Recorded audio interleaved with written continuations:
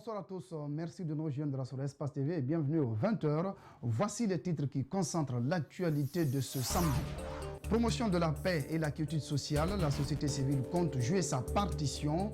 Une vingtaine de jeunes réunis autour du Rasgui ont lancé ce samedi leur activité axée sur la sensibilisation des acteurs sociopolitiques et forces de l'ordre pour freiner les violences lors des manifestations en Guinée. Drame à Ratoma, un jeune homme d'une trentaine d'années a été tué par des inconnus armés. La brigade de recherche de Kipé s'est saisie du dossier pour des fins d'enquête. Reportage à suivre avec Mamadou Kali Esso. Enfin, au Chili, les manifestations ne retombent pas malgré l'annonce d'un accord pour organiser un référendum sur une nouvelle constitution. Voilà pour le sommaire de ce journal. Encore une fois, bienvenue à tous. Les acteurs de la société civile s'impliquent dans la promotion de la paix et la quiétude sociale. Une vingtaine de jeunes réunis autour de la plateforme Réseau panafricain pour la culture de la paix ont démarré officiellement leur activité ce samedi à Conakry. Sous l'égide de Dr Kouressi Kondé, ces jeunes comptent sensibiliser les politiques, leurs collègues jeunes, les forces de l'ordre, pour freiner les violences lors des manifestations politiques et sociales en Guinée. Alseni Bari, Ibrahima Souri Kamara. Des morts, des dégâts matériels enregistrés, le tissu social fragile, voilà le climat qui a régné ces derniers jours dans la capitale.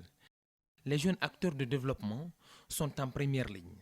Désormais, ils prennent leur destin en main avec le réseau panafricain pour la culture de la paix. Parce que la jeunesse africaine a fait un constat, et dans tous les pays africains, les jeunes ont les mêmes problèmes, ils ont les mêmes difficultés. Nous sommes accusés comme étant des acteurs de violence et nous sommes absents de façon totale dans les négociations et nous sommes surtout cités que dans les discours politiques. Alors il est important que cette jeunesse prenne vraiment sa responsabilité en s'engageant cette fois-ci dans la consolidation de la paix. Au-delà de cette culture de la paix, il y a la formation, l'éducation de ces jeunes, mais aussi l'esprit d'entrepreneuriat. Le ministère de la Jeunesse compte les accompagner dans cette initiative. Nous accompagnons ces arts d'activité des jeunes parce que sans la paix, il n'y a pas de développement. Nous avons des programmes d'enseignement et d'information auprès des jeunes. On informe, on accompagne, on cultive les jeunes dans le cadre de l'insertion. La violence n'a ni ethnie, ni religion, explique Dr Kouressi Kondé. Cet activiste exhorte les jeunes à développer la culture de la paix et bannir l'ethnocentrisme et la barbarie. Nous avons un dénominateur commun qui est la Guinée. On ne peut la construire que sur la base de la vérité, sur la base de la solidarité et sur la base de l'acceptation mutuelle. J'invite la presse, les partis politiques, les autres associations de la société civile à aller justement dans le sens de la consolidation de la paix. Désormais, il sera question d'aller vers les politiques, certains acteurs de la société civile, les forces de l'ordre, pour la sensibilisation. Processus électoral, le nouveau chronogramme de la CENI fixe l'organisation des élections législatives le 16 février 2020. À peine dévoilé, ce chronogramme suscite déjà des réactions. Pour Étienne Soropogui du mouvement Nos Valeurs Communes et ancien commissaire de la CENI, cette date risque de ne pas être tenue pour mieux corriger les anomalies du fichier électoral. On écoute Étienne Soropogui. Cette date ne permet pas, malheureusement, de nous assurer que les anomalies qui sont autour du fichier qu'on puisse y apporter des solutions en toute sérénité. En fait, c'est en cela. La période qui a été choisie, notamment celle concernant la révision, ne nous semble pas être une période raisonnable. Quand vous regardez la loi électorale, elle indique une période de 90 jours pour qu'un travail normal puisse être fait dans le cadre de la révision des fichiers électoraux.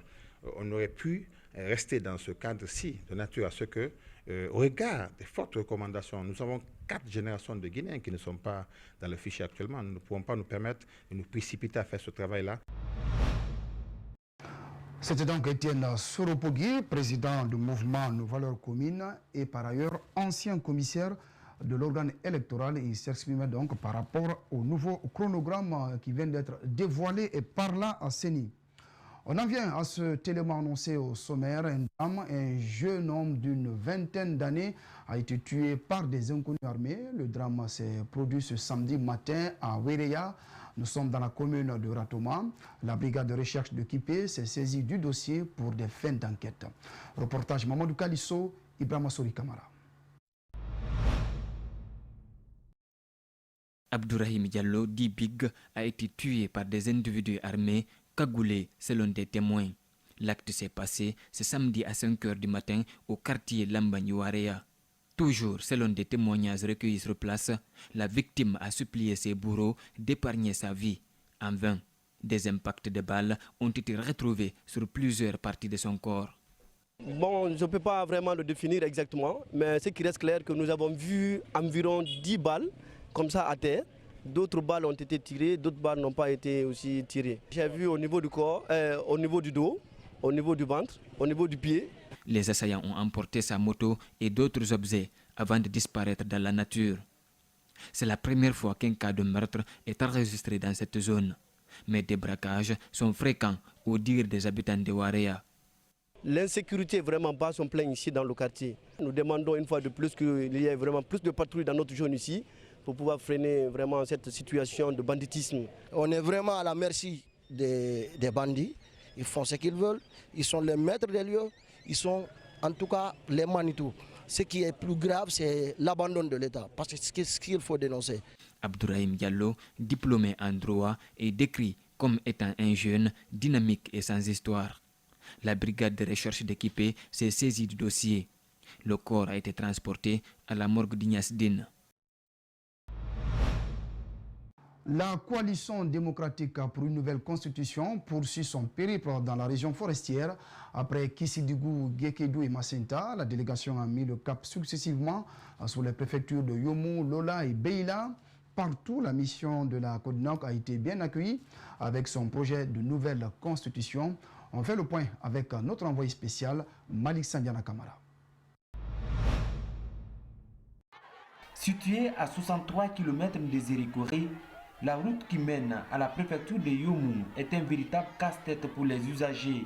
Les citoyens de cette localité ne refusent pas l'idée d'une nouvelle constitution, mais réclament la satisfaction de certains besoins dont ils souffrent.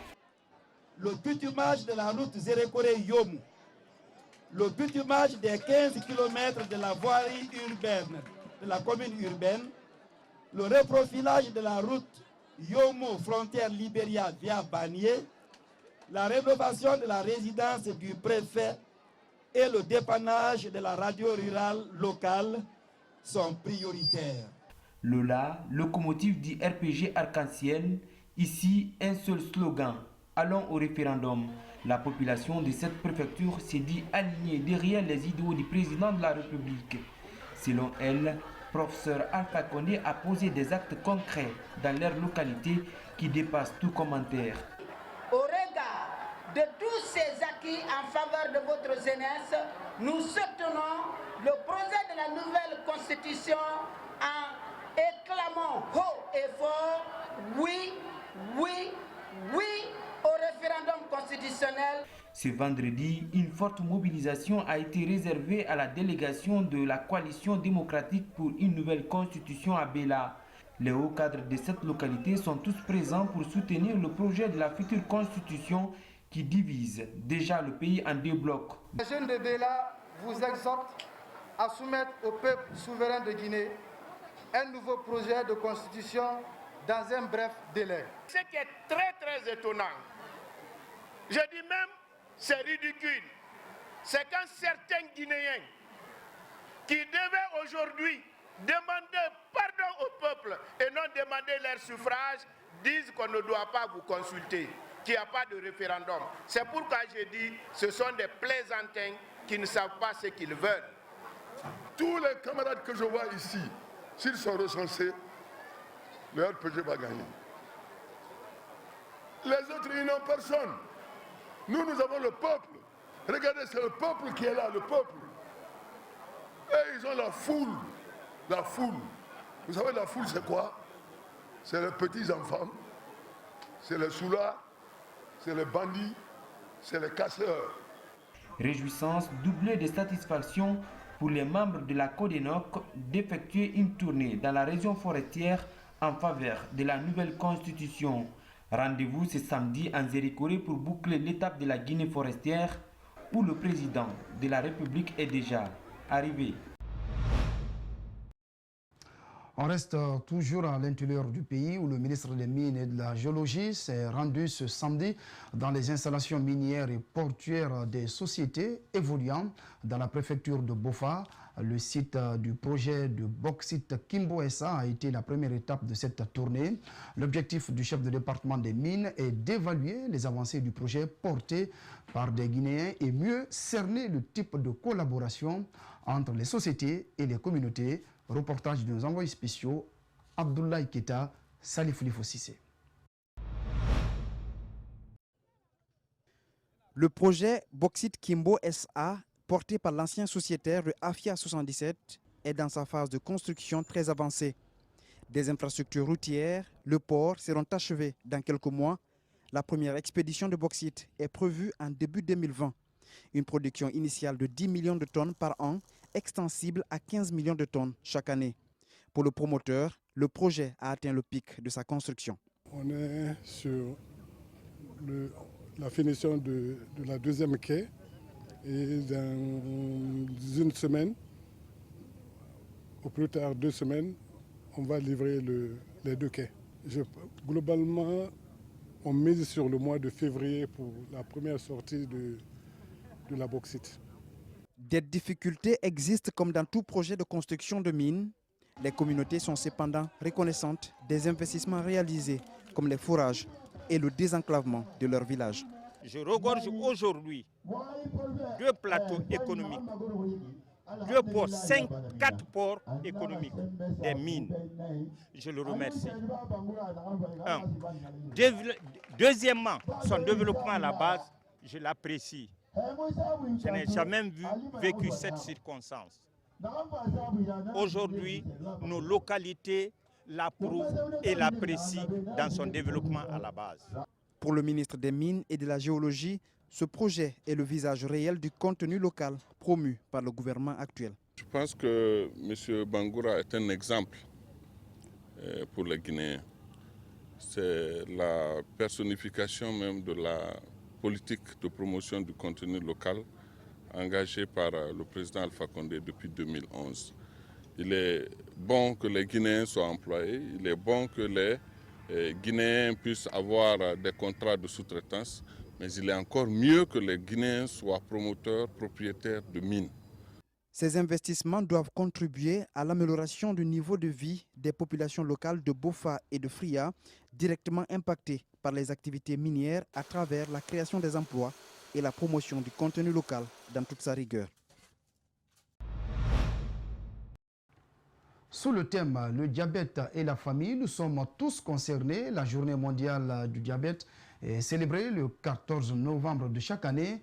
La banque panafricaine Ecobank organise des journées de dépistage gratuites. Pour ce 16 novembre, le centre médical communal de Ratoma a servi de cadre pour cette activité.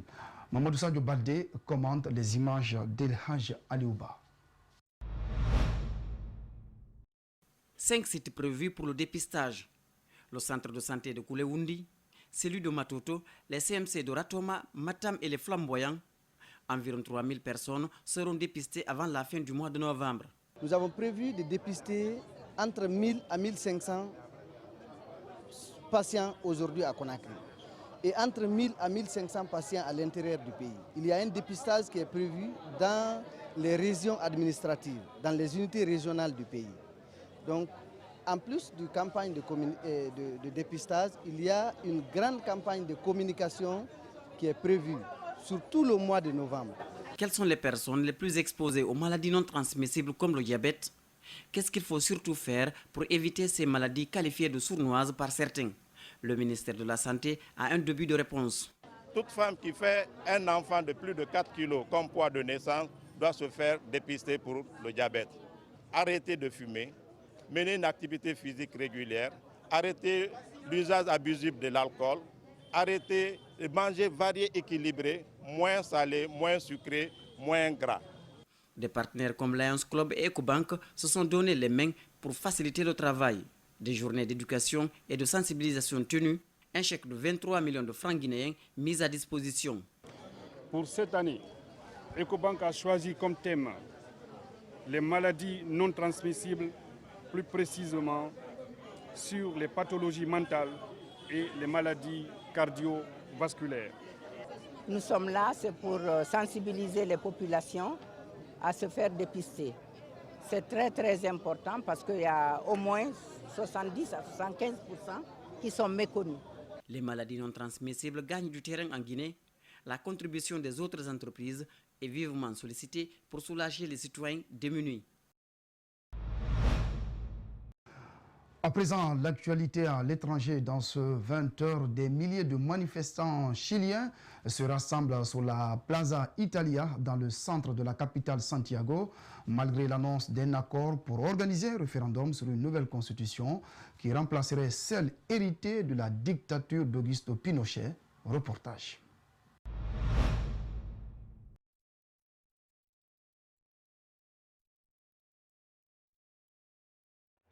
Les Chiliens protestent contre les inégalités, la vie chère et pour la protection effective des droits sociaux comme la santé, l'éducation ou les retraites, ou encore des services publics entièrement ou partiellement privatisés sous la dictature et qui sont aujourd'hui chers ou peu performants. Pour changer cela, les manifestants demandaient donc une nouvelle constitution qui garantisse effectivement ces droits. Après plusieurs heures de négociations au Parlement, la coalition gouvernementale et les principaux partis d'opposition ont donc signé ce vendredi matin à l'aube un accord pour la paix et la nouvelle constitution. Il prévoit l'organisation en avril 2020 d'un référendum sur la révision de la constitution actuelle, rédigée et adoptée sous la dictature d'Augusto Pinochet en 1980, a annoncé le président du Sénat, Jaime Quintana. Voilà, c'est la fin de ce 20h. Merci à tous de l'avoir suivi. Merci également aux équipes en régie, en édition. Je vous retrouve à 22h pour la grande édition de la soirée. À tout à l'heure.